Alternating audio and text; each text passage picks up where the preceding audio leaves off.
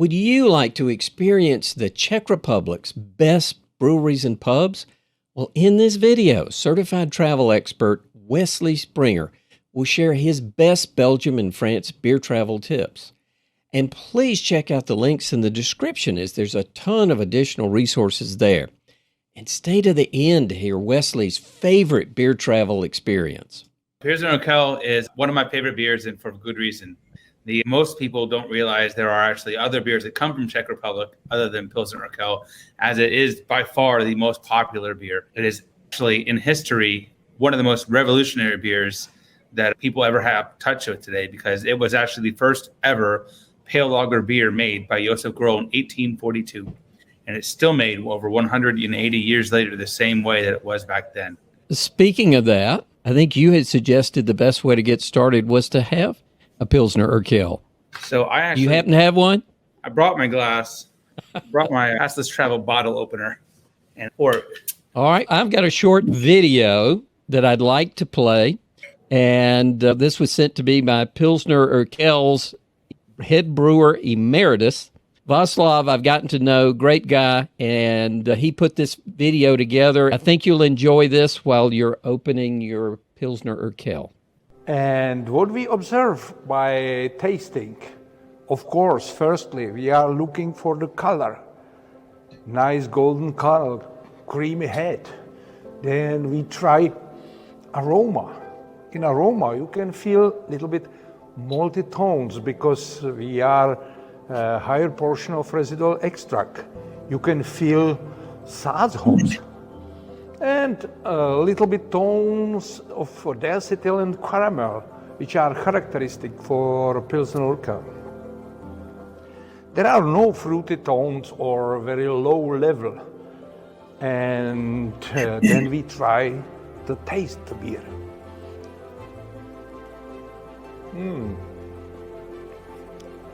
Nice, very pleasant bitterness is the first, in the first sip. But the bitter taste is very well balanced in short time the sweetness of this residual extract. And both these parameters are leading to another sip. And this is drinkability. Enjoy it. I'll tell you, love talking to that guy. He is a poet. And Wes, cheers. Which means to your health. Thank you. What are some of the top places you recommend in the Czech Republic? I'm dying to hear this myself. So when we first started Passless Travel, we started because most people's visions of Czech Republic begin and end with Prague. And unfortunately, their travels do too. And what we found that throughout Czech Republic, beers are somewhat regional. The only thing that's actually throughout the entire country you can get anywhere is Pilsner Urquell. And believe it or not, the beer is classified under a type of beer called Světlý lažák, which means pale lager. And that beer in itself, though, is actually the only beer that they would call Pilsner. So if you order a Pilsner in Czech, that is exactly the beer you're going to get. There is no other Pilsner. So, of course, the first thing I have to say is Pilsen, because the Pilsner comes from the city of Pilsen. In that city, there were 13 people who had brewing rights. And this is in the 1800s.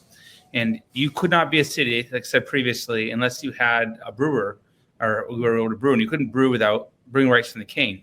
He eventually came to the conclusion that his brewers sucked, though. He didn't like them. And he wanted to get everything under a uniform brewery. And he went ahead and hired a gentleman named Josef Grohl and put everything under that. So we actually go there to that city. We visit the wells of the 13 families that actually had the original brewing rights. What actually served as shelter during the original siege of Pilsen, which was the first major battle in the 30 Years' War that raged through Europe. So when we joke, we say that beer saves lives, because it actually did. Without those tunnels, many people would have died. So we get to visit those tunnels, and then we get to go visit the brewery itself. And when you get to visit the brewery, what you get is actually this Pilsner Urquell, but in a different way that you can't ever get it anywhere in the world. He was downstairs in the club, downstairs in the cellars of Pilsner Urquell, where it was actually brewing beer in the original 1800s. And they still brew beer down there today. And what they brew is an unpasteurized unfiltered Pilsner Urquell, that the only place you can get it is by taking that tour and by going down there. I obviously would recommend that because it is a once-in-a-lifetime experience. If you've never experienced it, it is by far the best beer I've ever had in my entire life. So aside from Pilsen, there's the other beer, České Budějovice, which some people may or may not be familiar with, but I'm sure you've heard of Budwiser. So Budwiser, actually, our Anheuser-Busch, copied the recipe of České Budvar, and they brought it here to the U.S., and they have patent battles. So they brewed beer over there in the 1400s, and they had no need for a patent, but the Anheuser-Busch patented their formula and later on watered it down and changed it. So if you ever would like to try Budwiser the way it was originally brewed, which is actually very good beer, nothing like the Budwiser you would get over here in the U.S., it is very good. And we like to bring people there so they can taste that and experience the culture and the history that actually goes behind that. Now, we're also big fans of craft brewing. And what people may not know is there's actually a brewery over there called Bernard. And Bernard is one of my favorite breweries. As a matter of fact, it is my favorite brewery in all of Czech Republic. It's owned by a gentleman named Stanislav Bernard. And he is actually the president of the Czech Brewers Guild. And they had a lot of adversity in starting up after the late 80s when communism fell in Czech Republic. And it became Czechoslovakia. Then in 91, it became Czech Republic. There was a lot of tumult. And they had to build this place up. And it has an amazing story and amazing beer. And I love the fact that what Ruth said before is that history is the people. And I love that. And it's true. And so that man is a hero. And I really enjoy bringing people to his brewery to enjoy that. We also like to bring people to the Beskyds because the Beskyds is actually where my wife is from. And in the Beskyds, there's a very popular beer there called Radegast. And I actually have a statue of Radegast right here. And he has a statue over there. It's actually a 15-foot stone statue of him. He's the Slavic god of hospitality. And on that mountain, which is his mountain over there, there's a statue of him. And we like to walk the ridges after taking a beautiful and scenic ski lift. I believe I might have given you a video of the ski lift. If you pull it up, you can see it. This is the sites there. But we like to go there and show in the Beskyds, when you go to that mountain, we love to go there. And then when we're done hiking the mountain ridges and having a beer next to the Slavic god of hospitality, his beer and his mountain, we go to a fantastic beer spa. And if you've not been to a beer spa before, there are some amazing beer spas in Czech Republic and amazing experiences that we like to bring our guests through that you really can't experience in other places of the world. And of course, to bring in, again, history and experiences, a lot of people aren't aware. Franz Ferdinand was the Archduke of the Austrian-Hungarian Empire, and his assassination in Sarajevo is what actually sparked World War I. Well, most people aren't aware that he had a summer house in Czech Republic, and he was an avid brewer. And so Franz Ferdinand, in his summer house, we visit his brewery. We visit his malt house, which, believe it or not, his malt house, the floors there are the number one exporter of Czech malt in the country. And we actually get to go to his castle on custom tours and on other tours. We brought several groups to be able to see the actual bullet that was used to assassinate him and start World War I. So very chilling, very amazing history that we like to integrate through these tours. And so those are some of our top spots: Ferdinand, Beskyds, Humpolets, České, and Pilsen. When we're talking about beer travel, those are the best beer spots, without a doubt. That is the mountain range right there. That is actually the mountain range we hike. You can say it's not incredibly difficult to hike it. So we walk that little trail that goes over the top there, and it will lead us to the beautiful vistas that are further on. And there's the statue of Radegast on his mountain. And it is a beautiful, behind where that person was taking that photo, there's actually a viewing area where we like to step out on. It has a touristy gimmicky thing, but it's great. It has a glass bottom. You can step out on it over the mountain and get your thrills on. There's a beautiful, classically preserved town there that we go to called Pušťavny. This is Stromberg. There's a beautiful beer spa in Stromberg. If you look at, you'll see a picture of it. There you go. That's the viewing area right there. You can step out onto that. So this is although in Moravia, which is in eastern Czech Republic, away from Pilsen. We go to the castles, the upper right. The White Castle is Castle Hluboká, You can see the views at Albert's. That's not necessarily the clearest day, but they are really great views that you get. And we integrate beer in through a cultural experience. And again, beer is not about, I would say it's not about the beer, right? It's about the experience. It's about the culture. Like wherever you go in Czech Republic, you're going to find something called Hospoda. And Hospodas are like your corner pub. They're the center of Czech culture.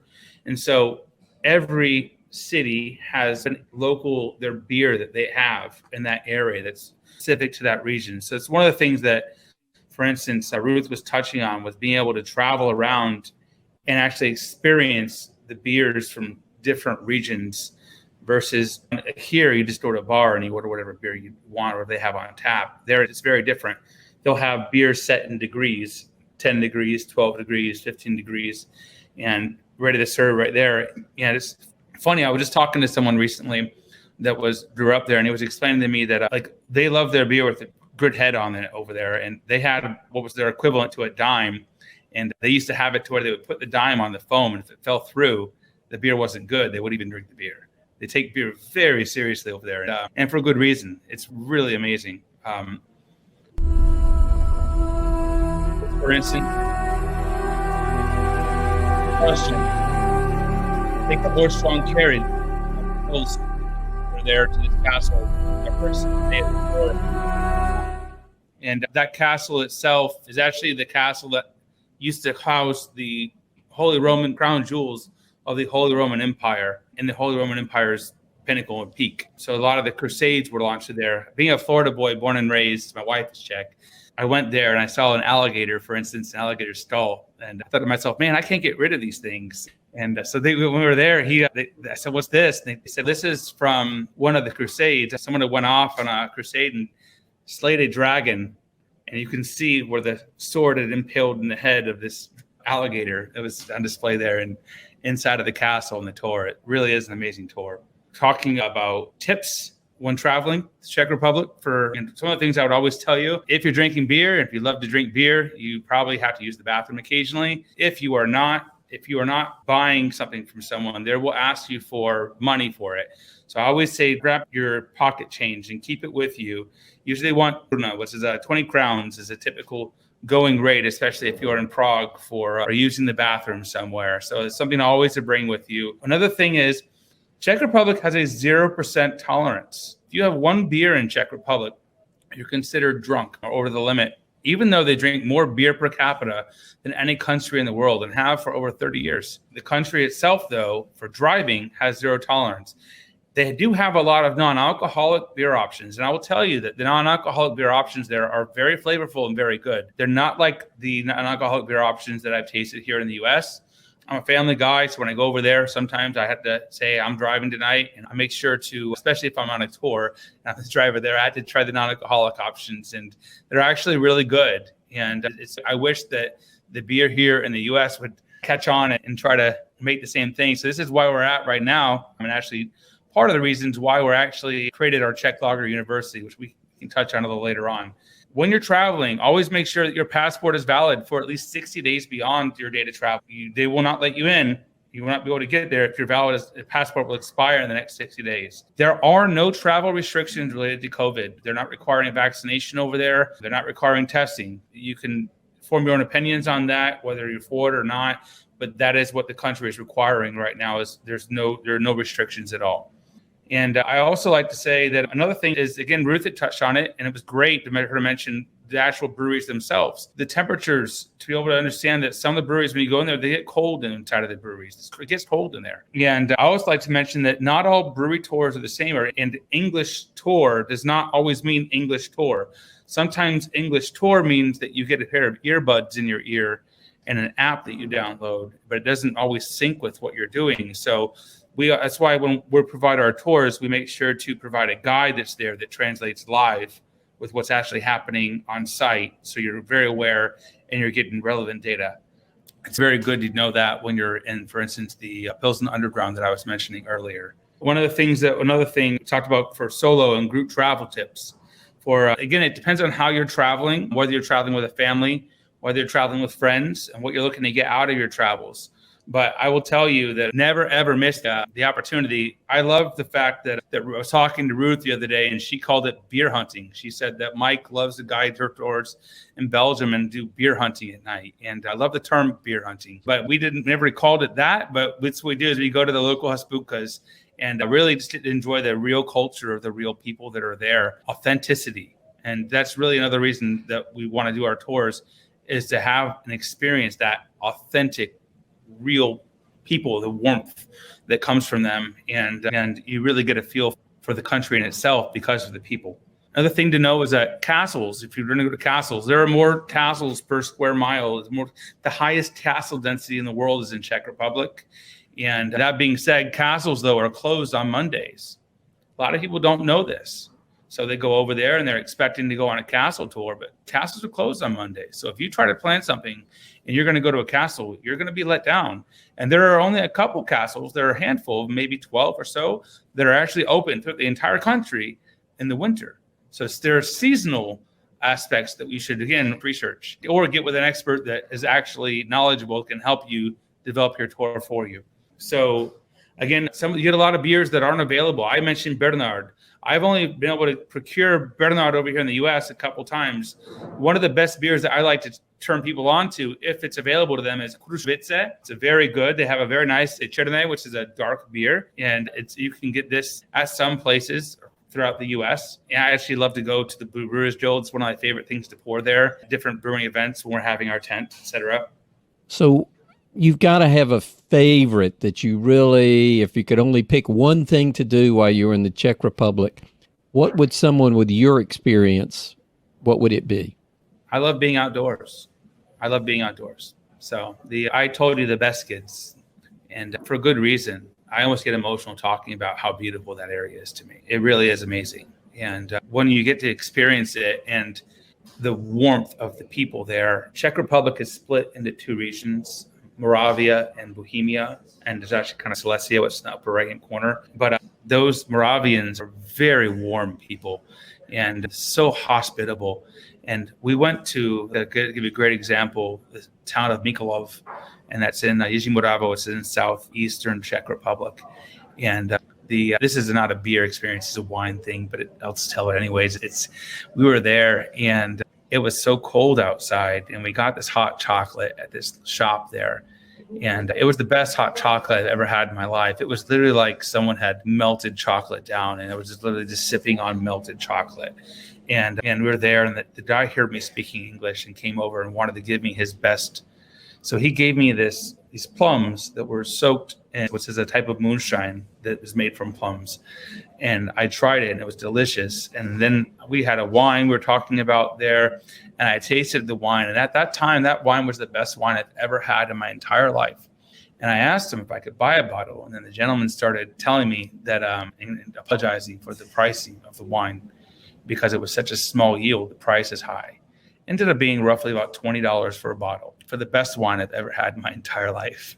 So I bought 5 bottles, and he was jumping for joy and ecstatic. And it was just one of those things that just really helped out. I got to come back, and I shared those bottles with friends and family. You have to try this wine. So yeah, that was a really great, warm experience just from the people there that was just not planned. It's one of the things you just can't plan. $20 for the best wine you've ever had sounds like I know. Quite a special experience. It was so good. It was so good. Wes, thank you. And if you've learned anything new, make sure you hit that like and subscribe button, especially the notification bell. Share your best Czech Republic travel tips in the comments. Your views, your comments, and feedback help the channel out immensely. And note, this is a highlight reel from a longer live event, and the link is in the description.